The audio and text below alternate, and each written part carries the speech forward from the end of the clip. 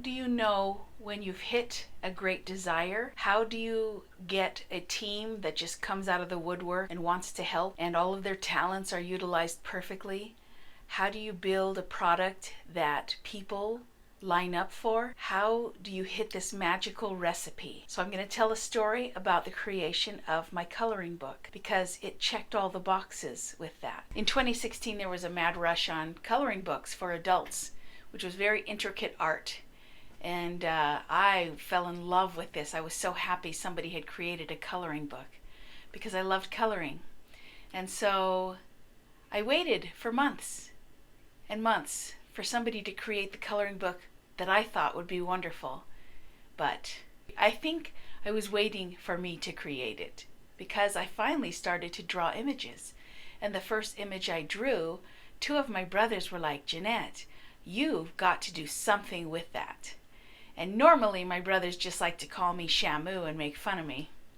They did when I was young. But anyway, it was so surprising that my brothers were like on board with something and were kind of taken back with what I had done. Anyway, so I draw 33 images and then I redraw them and I redraw them and I redraw them. And what I thought I was doing was I'm just going to publish them as my own hand drawings. But then I realized that you can't do that. You really need to learn how to digitally draw these images. So after all that work, I did a YouTube search and just learned from the great people on YouTube how to make a digital drawing. And then I bought the equipment used and a Wacom tablet. And away I went. I built this coloring book and then people started showing up saying, "Hey, what are you doing?" Like there's an energy and there's a synergy when you start to do what you are meant to do. And I had so much joy creating that book. Like it thrilled me. I felt this gift come through me and it was like, "Jeanette, this is what you should try your hand at," because I didn't believe in myself. Probably still don't sometimes. We all have those doubts. But anyway, so the book was created and my siblings just amazingly came forward, and my brother David got me on television. Like news shows, if they don't have news to report, they will do a spread on your product.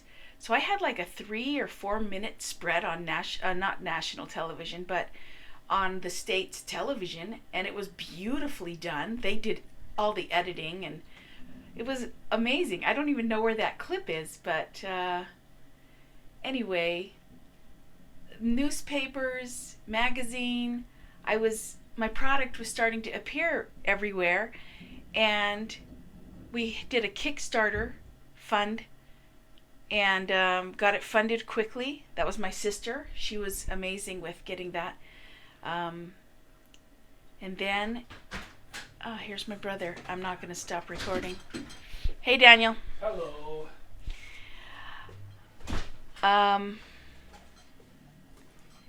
Oops, sorry. Oh, oops, it's okay.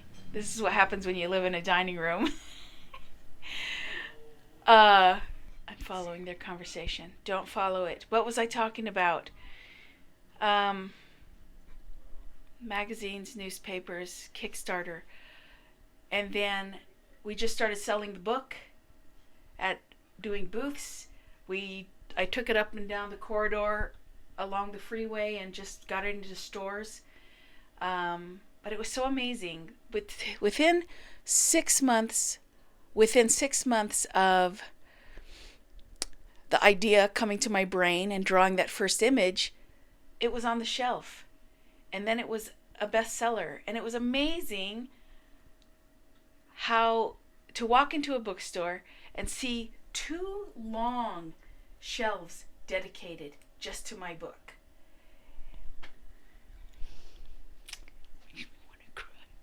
Makes me want to cry. Oh my goodness, I'm getting emotional. Don't get emotional. Nobody wants to see that train wreck. Okay, so, and then on the counter, they put the book right next to the cashier and it said bestseller. It was like, and it was just, that is how you do it. You Go after what you're good at and what makes you cry. Oh, I can't believe I'm just getting tearful. And then your team shows up and the response from the public is amazing. Yeah, I ruined this video. I'm crying. Anyway, we published 8,000 copies, and I have about 2,000 plus left over. And I would still like to sell them. And that is why partially I'm making this video. But it does tie into, what do you desire? Why do you desire it? I desired somebody to create a book that nobody would do. And so I created it. And the response was magnificent. From the public and from the people who wanted to just start helping me do it. It was amazing. I'll have to throw some pictures in of that whole process. But that's how you do it.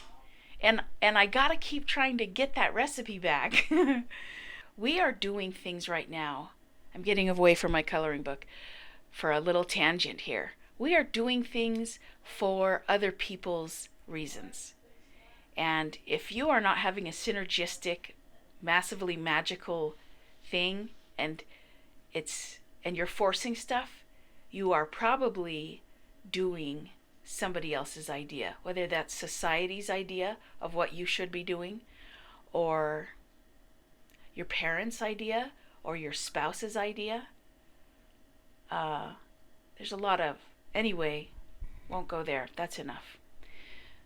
When you hit your desire and your talent, like when I was a child, people would line up, little kids in the classroom would line up and ask me to draw for them.